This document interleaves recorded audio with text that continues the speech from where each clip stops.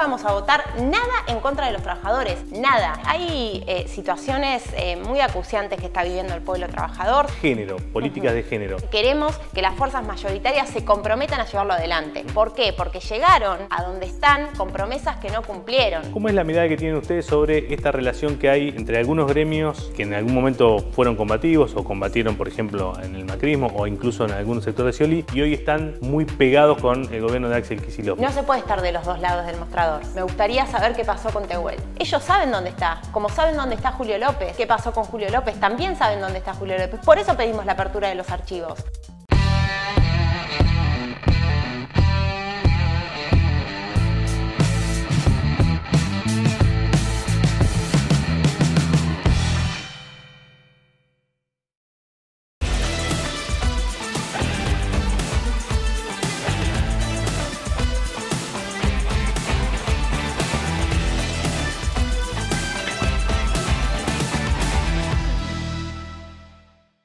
¿Nerviosa? No, nerviosa no. Estoy contenta, con expectativa. Nerviosa no. Estaba más nerviosa antes de rendir un final o en cualquier otra situación, pero no, con esto no. O sea, ahora ya como que te considerás más sólida, más consolidada y ese tipo de cosas no te generan la angustia o la tensión previa. Estoy tranquila porque sé lo que tengo que ir a hacer ahí. Yo no soy una política como el resto como el resto de los políticos del resto de los partidos. Soy una trabajadora que hace política hace muchos años, desde mi pueblo inclusive, y tengo esa tranquilidad de saber que estoy ahí para darle una voz a los que muchas veces no tienen voz y ese es el respaldo que siento en esa banca. Probablemente muchas cosas no me salgan bien, no me salgan las mismas palabras que otros compañeros y demás, pero tengo la tranquilidad de que cuento con el apoyo de todos los que me llevaron hasta ahí también. ¿Y qué se te ocurre, digamos, qué pensás, qué proyectás vos que podés llegar a ser desde ese lugar? O sea, una banca de la legislatura donde la izquierda es minoría, donde hay muchas cosas que se vienen armando desde hace mucho tiempo, digamos, todo lo que se sabe. Pero digo, ¿cuál es la expectativa de mínima, digamos? ¿Cuál es lo que vos creés que podés hacer para mejorar la condición de la persona que te votó? Sí, la izquierda es minoría, pero desde que conquistamos las primeras bancas, tanto en la legislatura de la provincia de Buenos Aires como en el Congreso Nacional y en las concejalías, estamos plagados de proyectos. Somos una fuerza que en primera instancia se propone denunciar las acuciantes situaciones que vive el pueblo trabajador y poder fortalecer las luchas que se dan sobre todo en el terreno extraparlamentario y en las calles. Eso en primera medida. O sea, es más que nada como una pantalla, porque digamos, vos decís, estamos plagados de proyectos, pero los proyectos no siempre o muy poco salen, salvo que a mí se me escape alguno. El tema, sí, mira, podemos hablar de muchos proyectos, ahora podemos pasar a eso. El tema es que muchos de los proyectos que nosotros presentamos implican presupuesto y decisión política de las fuerzas mayoritarias, porque nosotros, si hay algo que nos define, es que siempre estamos del mismo lado, que sabemos perfectamente a quienes defendemos y que esa defensa implica decisiones políticas que los partidos del régimen no están dispuestos a tomar. Nosotros hemos presentado, por ejemplo, con mi compañero Cristian Castillo, el proyecto por el boleto educativo, que finalmente salió parcialmente porque solo cubre a los estudiantes, no cubren a los docentes y auxiliares, que era el proyecto original. Vamos a empezar con ese proyecto. O sea, por ejemplo, el tema del proyecto, o sea, el tema del boleto estudiantil, o sea, un chico que hoy consigue un boleto, vos considerás que parte de eso es la pelea de la izquierda. Por supuesto. Nosotros, mira, yo era estudiante de medicina cuando impulsamos ese proyecto junto a la Federación Universitaria de La Plata, junto a los estatales, junto al gremio SUTEBA, que en ese momento era parte de la conducción multicolor, la conducción combativa. Aquí en La Plata se realizaron enormes movilizaciones, fue un proyecto impulsado por Cristian Castillo junto con todos estos sectores y fue el que finalmente, digamos, logramos arrancar, aunque parcialmente. Claro. Parcialmente. Una parte de ese boleto estudiantil le corresponde. ¿Qué pensás en qué parte de qué iniciativa que se concrete podés llegar a estar trabajando vos, de aquí en adelante? Mira, hay situaciones muy acuciantes que está viviendo el pueblo trabajador, sobre todo en lo que respecta a la vivienda. Tenemos millones de bonaerenses en emergencia habitacional, ley de alquileres. Necesitamos urgente un plan para la verdadera erradicación y prevención de violencia por motivos de género. Eso suponemos que tiene que ser la agenda inicial. ¿Sí? Después, en lo que respecta a salud y educación, también hay un montón de cosas que entendemos que no solo que las tenemos que presentar, sino que queremos que las fuerzas mayoritarias se comprometan a llevarlo adelante. ¿Por qué? Porque llegaron a donde están con promesas que no cumplieron. Llegaron a donde están prometiendo llenar la heladera, prometiendo volver al asado, prometiendo ley de humedales. Nosotros, la izquierda, fue la que organizó una audiencia pública por la ley de humedales, trayendo a todos los sectores ambientalistas de derechos humanos, las comunidades originarias que defienden el ambiente, que defienden y además denuncian las políticas extractivistas de este gobierno y de todos los gobiernos. Bien, ahí hiciste una mención de 2 o 3 temas que me gustaría detenerme un poquito. Género, políticas de género. Este gobierno en la provincia se ufana o se jacta de tener, haber puesto un ministerio, tiene dependencias en todas las reparticiones públicas, tiene dependencias vinculadas con el género. Digo, eso no es lo que usted, digamos, con eso, ¿qué? Mira, ¿por qué sigue? Yo trabajo en un hospital público hace muchos años. Antes trabajaba en un centro de salud en la periferia de la ciudad de La Plata. Conozco de primera mano la situación de violencia de género que viven las familias trabajadoras. ¿Y por qué con ese esquema, digamos, un ministerio, 30 secretarías, 25 direcciones, acá 60 funcionarios de la provincia? ¿Y por qué? Porque son ministerios de cartón, porque no están acompañados de presupuesto. Acá en la ciudad de La Plata hay un único ¿Qué se necesitaría, refugio? por ejemplo? Porque presupuesto tiene, o sea, vos ves el Ministerio de Género de la provincia tiene un presupuesto enorme. Sí, pero es minoritario lo que se destina para políticas que efectivamente... Como por ejemplo... Se consienten... No, mirá, necesitamos equipos interdisciplinarios en todos los hospitales para abordar la situación de violencia de género. Llegan situaciones, yo te pongo un ejemplo para que la gente entienda. Una situación de violencia de género lo recibimos en todas las guardias y mis compañeros, compañeras lo saben bien. No, los recibe un médico, médica que no necesariamente está formado en el tema y no sabe necesariamente qué hacer. No se ha aplicado la ley Micaela en los hospitales de la provincia. Es una denuncia que además venimos reclamando desde el sindicato SICOP, que es un sindicato en el cual formo parte por la oposición combativa. Pero además de eso, cuando la compañera finalmente decide denunciar que no es un proceso fácil, que tiene millones de trabas y obstáculos hasta que esa situación llega, no hay un refugio para que esa compañera con su familia pueda acudir. No existen refugios en la ciudad de La Plata. Un solo refugio, 20 plazas para una situación que es acuciante. Tenemos un femicidio cada 27, 28 horas en nuestro país. Eso es algo que, si no les preocupa a quienes gobiernan, si no les preocupa, si no los intranquila, bueno, no sé de qué estamos hablando, de qué ministerio de género nos hablan. Además, por ejemplo, o sea, las mujeres que son víctimas de violencia de género, ¿no debería el Estado garantizarles no solo la vivienda, sino además un salario igual a la canasta familiar para que no sea una preocupación? Yo alquilo toda la vida, no tengo casa propia. Estoy en los grupos de Facebook de alquilo particular y demás, porque efectivamente cada 2 años tengo que cambiar el lugar donde vivo para un alquiler más barato, y es desesperante lo que allí se lee. Mujeres que dicen: estoy sola con mis 2 hijos, soy víctima de violencia, necesito una casa por 40.000 pesos. ¿Vos te pensás que eso es posible? Entonces, está bien que hablen, está bien el discurso progresista. Ahora, eso si no va acompañado de políticas concretas que se ocupen efectivamente de erradicar la violencia por motivos de género, de combatirla, de dar una respuesta concreta, cae en saco roto, como tantas otras cosas, Fabián, como tantas otras cosas.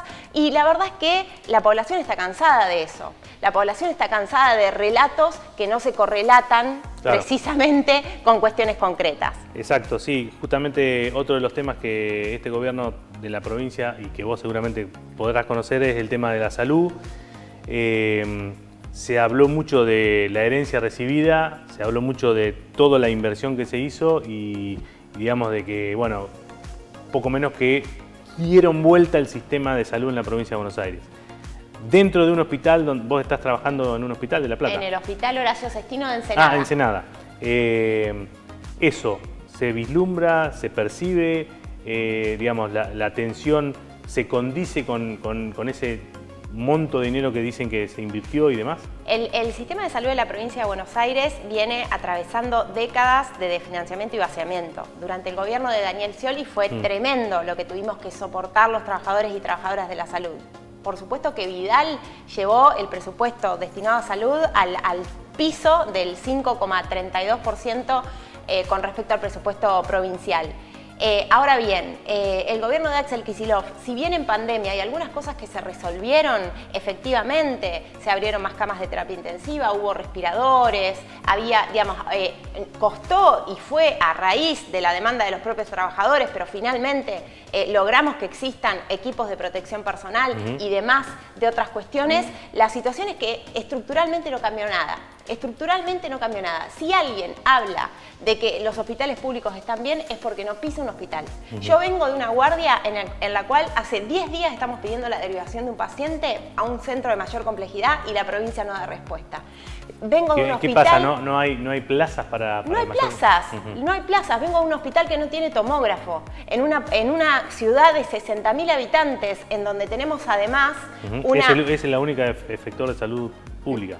Es el único efector de salud pública en Ensenada, pero además en La Plata y la región muchas veces existe un solo tomógrafo en toda la región. Tenemos que salir arriba de la ambulancia con pacientes críticos recorriendo hospitales a ver cuál tiene tomógrafo. ¿Eso Esa te es ha la pasado? realidad. Por supuesto. Yo trabajo en la guardia de emergencia. Ahora estoy trabajando en la terapia intensiva, pero trabajo en la guardia de emergencia, sé de primera mano. Por eso, digamos, contarnos a los trabajadores de la salud que todo cambió, que es todo color de rosa, que ahora sí, que salud sistema integrado de salud.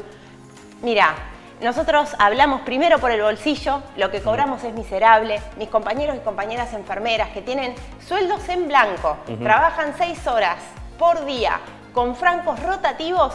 El sueldo de este mes, con el aumento del 18% que recibimos este mes, fue de 140.000 pesos. ¿A vos te parece que un enfermero o enfermera puede pagar un alquiler, sostener una familia, darle de comer a sus hijos con ese dinero? No, no puede. Durante toda la pandemia nos aplaudieron, nos dijeron que éramos esenciales. Ahora nos tratan como si fuéramos descartables. Descartables. Ese es el lugar que le da este gobierno y todos los gobiernos anteriores, porque esto es una herencia de la dictadura, el vaciamiento del sistema de salud, a los trabajadores de la salud y a los trabajadores en general. Nosotros no somos ajenos a lo que vive el resto del conjunto de los trabajadores en blanco y sobre todo los trabajadores precarios que hoy lamentablemente son la mayoría de la clase trabajadora, que ni siquiera tiene derecho a sindicalizarse, ni siquiera tiene derecho a una obra social. Entonces todo eso cae además en el hospital público. Vos sabés bien que cuando no se tiene obra social, esos compañeros y compañeras van al hospital público exigiendo, por supuesto, el derecho a la salud, y en ese hospital público se encuentran con guardias colapsadas, con trabajadores que atienden a destajo, fuera de tiempo, cansados, con guardias todavía. Yo tengo una guardia de 24 horas, logramos que los residentes conquisten su reglamento después de muchísimo trabajo y de muchísima lucha por sus guardias de 12 horas, pero los trabajadores de planta seguimos teniendo guardias de 24 horas, lo cual es inhumano.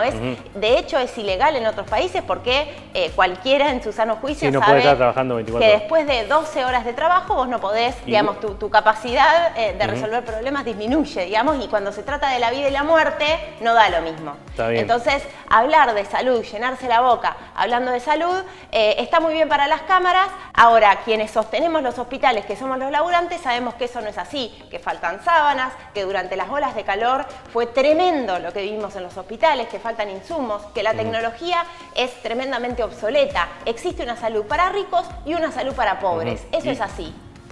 Y eso...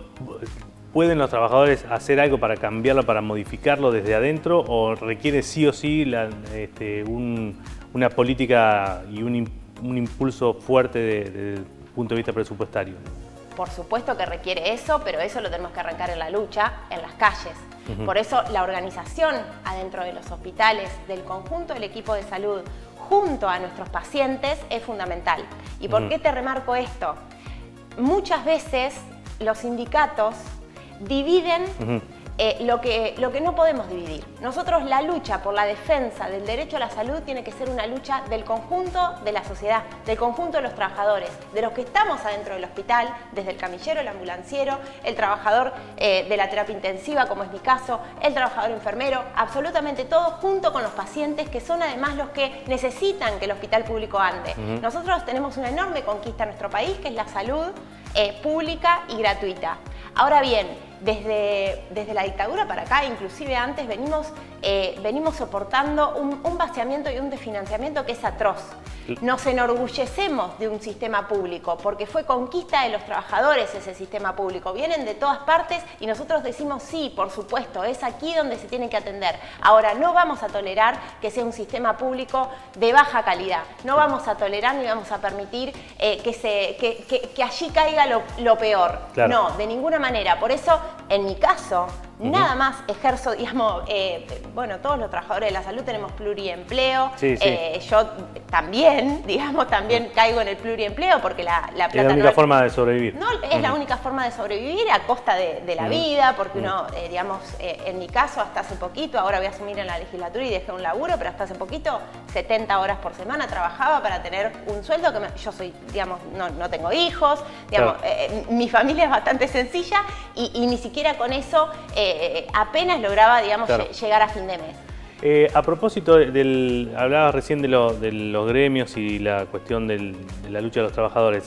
¿Cómo es la mirada que tienen ustedes sobre esta relación que hay entre algunos gremios que en algún momento fueron combativos o combatieron, por ejemplo, en el macrismo o incluso en algunos sectores de Scioli y hoy están muy pegados con el gobierno de Axel Kicillof? Digamos, eso, digamos, ¿tiene algún beneficio?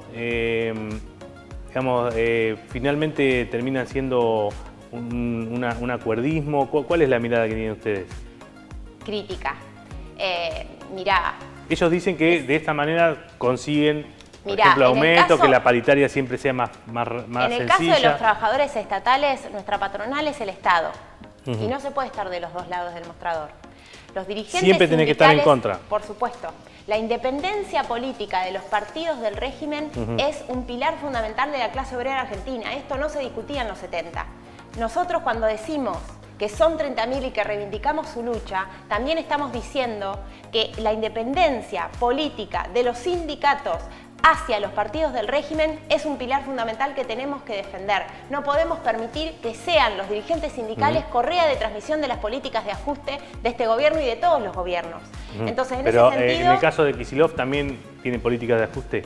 En el caso de los estatales. Por supuesto, acaba de aprobar un presupuesto para la provincia de Buenos Aires que contempla para el año 2023 una inflación del 60%. ¿En qué cabeza cabe que vamos a tener una inflación del 60%? Acabamos de cerrar marzo con 7% de inflación. Sí, bueno, de todas maneras eso se puede flexibilizar. O sea, siempre ¿se puede flexibilizar si salimos a la calle y la peleamos? No es tan sencillo, no es tan sencillo. Por eso te digo, o sea, más allá de que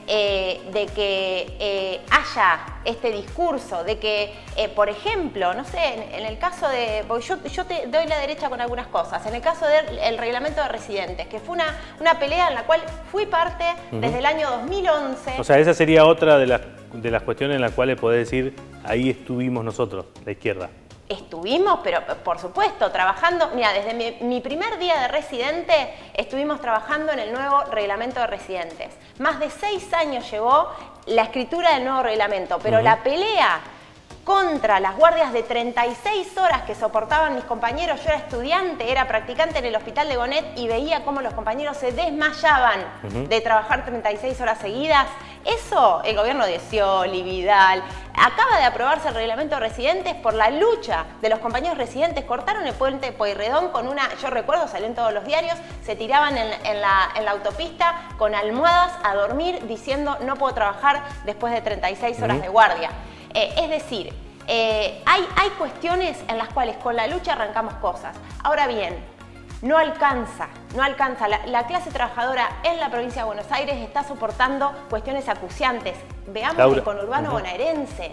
6 de cada 10 pibes son pobres en el conurbano bonaerense. ¿Qué tiene para decir el gobierno de la provincia sobre eso? ¿Qué tiene para decir sobre las escuelas? Acabamos de ver cómo en Ensenada se le cayó un ventilador en la cabeza a una alumna que por suerte no pasó nada, pero podría haber sido una tragedia. Sí. Hay cuestiones que son extremadamente graves. Entonces, en ese sentido, me parece que lo que se necesita no solo es una voluntad y anunciarlo, sino además eso, concretando, levantando la mano a favor de los proyectos que defienden Laura, los derechos de los trabajadores. Vos vas a entrar a un lugar donde sí o sí para obtener algún resultado tenés que acordar o, como se lo suele decir o se lo puede llamar, negociar. Digamos, ¿hasta dónde podría Laura Cano ceder alguna cuestión para obtener, por ejemplo, no sé, que haya tomógrafos en La Plata y en toda la región, ponele? ¿Hasta qué punto? Nosotros, digamos... Digo, porque digamos, solo... si está la posibilidad de... Está bien, si no cedes nada, no tenés ningún tomógrafo. Ahora, si cedes y decís, bueno, no, tal cosa, te podemos poner 5 tomógrafos. Esa es la dicotomía. Mirá, partimos de una cuestión, digamos, no solo yo, sino todo el Frente de Izquierda acompaña en general todas las leyes que vayan en beneficio de los trabajadores, por más que no sean presentadas por nuestro bloque. Eso es un principio que tenemos, en tanto obviamente no se contradigan con cuestiones fundamentales que forman parte de nuestra ideología, de nuestros principios, digamos, fundantes. Pero, a ver, si vos me decís, en la ciudad de La Plata, en la región, en la provincia de Buenos Aires, ¿va a haber tomógrafo de la noche a la mañana? La verdad que el cambio, digamos, a cambio lo que me puedan pedir, no sé qué es, porque eso nosotros lo venimos reclamando hace un montón y nadie tiene dudas en relación a la importancia que son ese tipo de estrategias diagnósticas en los hospitales. Y sin embargo, no ha pasado nada al respecto. De hecho, en estos 3 años, las obras que se han hecho en los hospitales de la provincia han sido muy escuetas. Entonces, está bien, vos me decís, ¿qué tienen para hacer? Nosotros, por supuesto, que nos vamos a sentar a dialogar, por supuesto. Ahora, nunca vender un principio, nunca, digamos, sabemos de qué lado estamos, nunca vamos a votar nada en contra de los trabajadores. Nada. Entonces, eso, pero partiendo de que no tenemos ningún tipo de condicionamiento, de que somos una fuerza independiente, que nos bancamos. Yo, Fabián, voy a seguir cobrando igual o menos de lo que cobraba antes de asumir. Nosotros nuestros sueldos los donamos a las luchas, a los fondos de huelga, a las situaciones, digamos, en las cuales queremos apoyar, porque es ahí, digamos, donde creemos que se conquistan las cosas.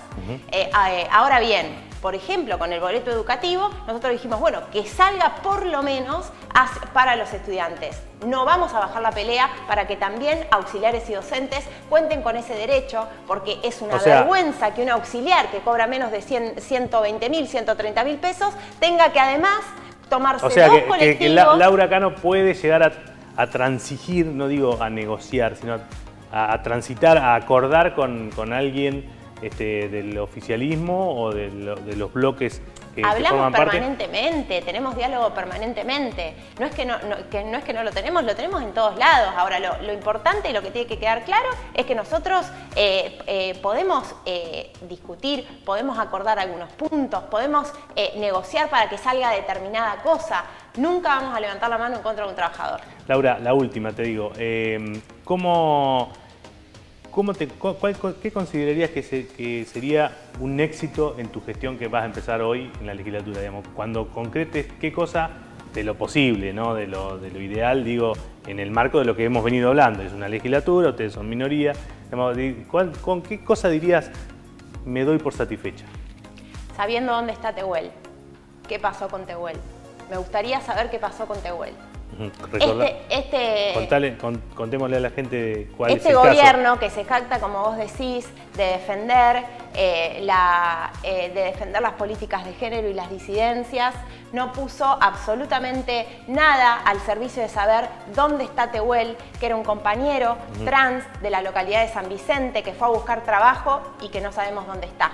Eso pasó hace 2 años, el 11 de marzo hace 2 años y todavía no sabemos dónde está. Yo quiero saber dónde está Tehuel, quiero que se aplique la ley efectivamente del cupo laboral trans en todos los estamentos públicos. Una ley que ya está, que está vigente, que es una ley. Está vigente, pero que falta, digamos, está aplicada al 2% de lo que es la capacidad de, digamos, lo que prometió que iba a resolver. Lo mismo pasa con la situación de violencia de género, que es tremendo, los femicidios, situaciones de violencia en donde las compañeras no tienen no solo a dónde ir, no hay ningún tipo de respuesta estatal efectiva. Yo creo que en el caso de Tehuel, digamos, los organismos de derechos humanos de la provincia, digamos, incluso los organismos de género no intervinieron, no aportaron nada. No es que no intervinieron, sí intervinieron, pero no al punto para saber efectivamente dónde está. Ellos saben dónde está, como saben dónde está Julio López. ¿Qué pasó con Julio López? También saben dónde está Julio López. Por eso pedimos la apertura de los archivos. Por eso queremos que todo eso se sepa. No es joda esto. Hay familias detrás de esto. Y además es un mensaje tremendo para las generaciones que vienen. ¿Qué significa la desaparición de Tehuel para un compañero o compañera que está en un cambio en su identidad de género? Eso es un mensaje muy tremendo. Nosotros no lo podemos dejar pasar.